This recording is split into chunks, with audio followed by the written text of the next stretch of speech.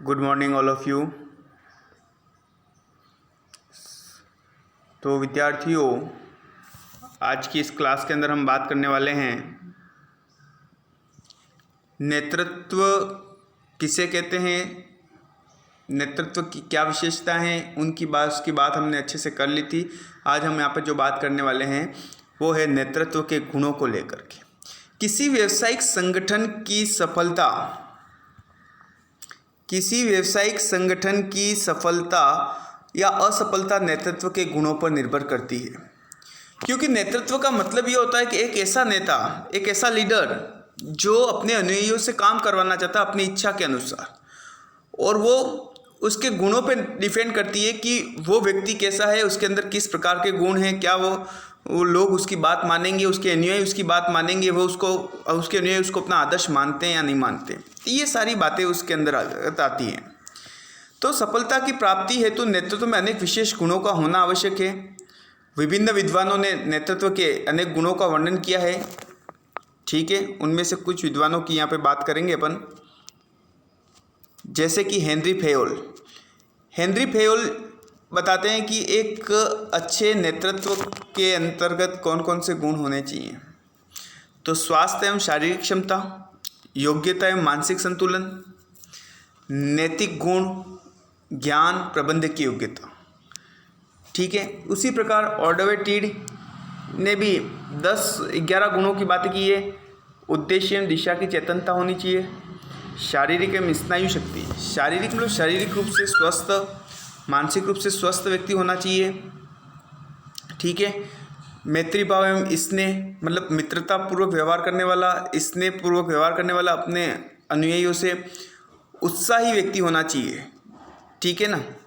शिक्षण क्षमता मतलब अपने अनुयायियों को कोई काम दिया गया, उस कार्य को करने में उसका मूल्यांकन करना, और उसके अंदर कोई कमी रहती है तो उस कमी को कैसे दूर किया जाए, इस प्रकार का शिक्षण प्रदान करने की क्षमता उसके अंदर होनी चाहिए। निर्णय क्षमता होनी चाहिए, बुद्धिमान होना चाहिए, चरित्रवान होना चाहिए।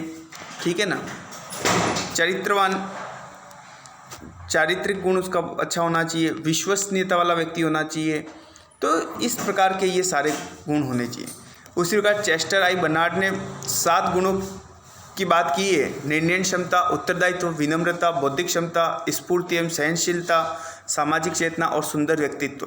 आकर्षक व्यक्तित्व का धनी भी होना चाहिए। ठीक है, सामाजिक जागरूकता चेतना वाला व्यक्ति होना चाहिए, स्फूर्ति वाला होना चाहिए, सहनशील होना चाहिए, धैर्यशाली व्यक्ति होना चाहिए।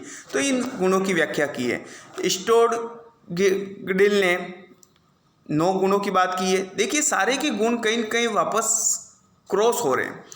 तो कुल मिलाकर के इन सभी गुणों की अगर बात करें, जैसे शारीरिक और संरचनात्मक गुण, बौद्धिक क्षमता, आत्मविश्वास, इच्छा शक्ति, पहलपन, आगे बढ़ कर के किसी बात को पहल करना, ठीक है ना, मुद्दे को रखना, इस प्रकार की जो बातें होती हैं वो उसके अंदर होना चाहिए। प्रभुत्व क्षमता, उमंग, उत्साही व्यक्ति, बात होगी पहले से। ठीक है, इसके बाद मौलिकता, सतर्कता, सामाजिकता का गुण होना चाहिए। फिर सीएल उर्विक ने 5 गुणों की बात की है। साहस, इच्छा शक्ति, मस्तिष्क की लोचशीलता, चारित्रिक बल आदि। ठीक है ना। तो इस प्रकार इन सभी विद्वानों के द्वारा जो गुण बताए गए हैं उनका अगर निष्कर्ष निकालें तो देखो, आपके एग्जाम के अंदर क्वेश्चन आएगा तो क्वेश्चन सीधा सीधा क्या पूछेगा वो, कि एक नेता के अंदर किन किन गुणों, कौन कौन से गुण होने चाहिए, स्पष्ट कीजिए। 4 नंबर का प्रश्न आएगा। तो आपको सीधा सीधा उसके, तो या तो जो प्रश्न पूछा गया है तो उसके निचोड़ निष्कर्ष के रूप में जो गुण की बात करेंगे उनको लिखना है, या किसी जैसे कि 5 विद्वानों ने जो बताए हैं उनमें से अगर किसी का पूछा जाए तो आपको उनके गुणों की व्याख्या करनी है। ठीक है, तो सबसे पहले अगर सभी विद्वानों के अगर गुणों के अंदर सभी ने एक ही बात कही है कि उत्तम स्वास्थ्य होना चाहिए। एक नेता जो होता है, उत्तम स्वास्थ्य, उत्तम एवं शरीर सुगठित होना चाहिए। कहा जाता है कि स्वस्थ शरीर में स्वस्थ मस्तिष्क का निवास होता है। वह शारीरिक रूप से अपने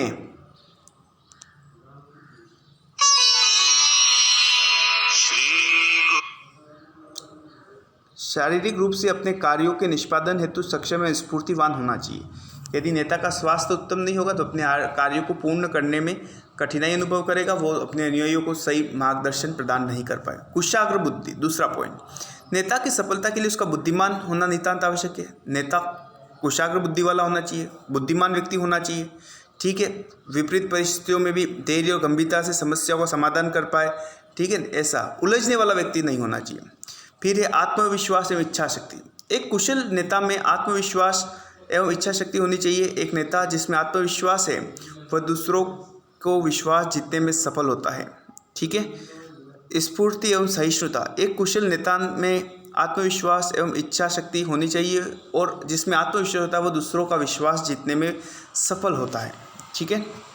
इसके बाद हम बात करेंगे, और उर्विक ने इसके लिए लिखा है कि अनुयायियों का पूर्ण विश्वास प्राप्त करने के लिए एक नेता के अंदर आत्मविश्वास से लबरेज होना चाहिए, ठीक है।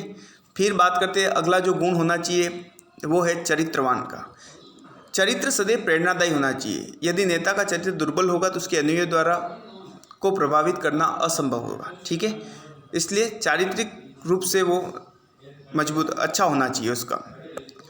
फिर निर्णय क्षमता, प्रभावकारी नेतृत्व के लिए नेता में असाधारण निर्णय क्षमता होनी चाहिए। एक नेता को किसी भी समस्या के समाधान के लिए वर्तमान भावी परिस्थितियों को ध्यान में रखते हुए उपलब्ध श्रेष्ठ विकल्पों का चयन करना होता है, ठीक है।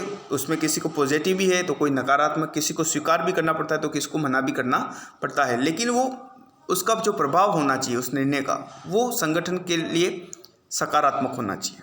फिर शिक्षण एवं तकनीकी योग्यता, इसकी बात मैं पहले भी कर चुका हूँ कि एक नेता अपने न्यायिक कार्यों का अवलोकन करके उनकी त्रुटियों का पता लगाना और उनके आवश्यक सुधार की योग्यता उसके अंदर होनी चाहिए।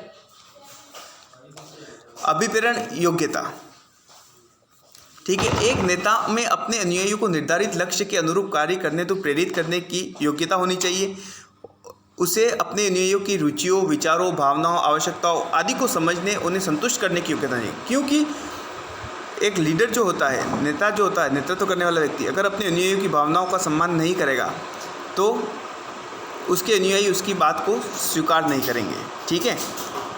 इसके बाद उसी क्रम में हम बात करें तो दूरदर्शिता, तो दूर की सोचने वाला होना चाहिए, दूरदर्शी होना चाहिए। भविष्य का पूर्वानुमान लगा करके भविष्य के अंदर क्या परिणाम होंगे तो उन बातों को का ज्ञाता होना चाहिए, ठीक है। तो और उसके अनुसार क्या परिवर्तन करने हैं।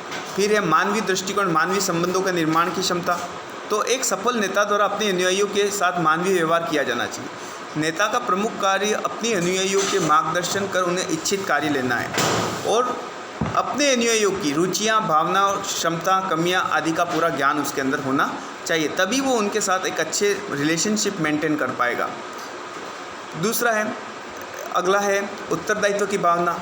उत्तरदायित्व स्वीकार करने और उनकी पूर्ति करने की उसके अंदर भावना होनी चाहिए, ठीक है। जिम्मेदारी लेने, एक कुशल नेता वही होता है जो जिम्मेदारी को स्वीकार करता है। फिर समूह भावना, एक नेता का व्यक्तिगत हितों की बजाय सामूहिक हितों को प्राथमिकता देनी चाहिए, ठीक है। जब संगठन की बात आती है, अनुयायियों के हितों की बात आती है तो नेता को अपने स्वहित को त्यागना भी पड़ता है और जो व्यक्ति समूह भावना के रूप में कार्य करता है वही एक अच्छा नेता होता है। मिलनसारिता एवं व्यवहार कुशलता, एक नेता मिलनसार एवं व्यवहार कुशल होना चाहिए। उसमें व्यक्तियों के साथ मिलजुल कर रहने एवं प्रेम पूर्वक व्यवहार करने की भावना होनी चाहिए। उसे अपने अनुयायियों को सहयोग जहाँ तक संभव हो उनका मन प्रसन्न करके ही लेना चाहिए। देखिए, उनको अपने अनुयायी जो हैं, व्यक्ति कार्यकर्ता जो हैं, वो अच्छे मन से समर्पित भाव से अगर कार्य करेंगे तो हमें सफलता निश्चित मिलेगी। तो एक नेता को उनसे उसी वे में कार्य लेना चाहिए, ठीक है ना। तो इस तरह से ये 13 गुण जो हैं वो उसके अंदर होने चाहिए। इसके बाद इसी के साथ ये चैप्टर आपका फिनिश होता है। इसके क्वेश्चन आपको कर लेने हैं, ठीक है। 2 ही प्रश्न, अगर बड़े प्रश्न देखें तो 2 ही बनते हैं। एक तो प्रबंध में नेतृत्व से आप क्या समझते हैं, इसकी विशेषताओं की विवेचना कीजिए, और दूसरा है प्रबंध में कुशल नेता के गुणों की विवेचना कीजिए। निबंधात्मक दोनों प्रश्न जो बनते हैं वही प्रश्न आपके इम्पोर्टेंट हैं, ठीक है। वो अपने नोट्स के अंदर भी मैंने आपको PDF पे सेंड किए, उसके अंदर आ जाएंगे, और बाकी के जो छोटे प्रश्न हैं उनको भी आपको बहुत अच्छे से करना है, ठीक है। Thank you.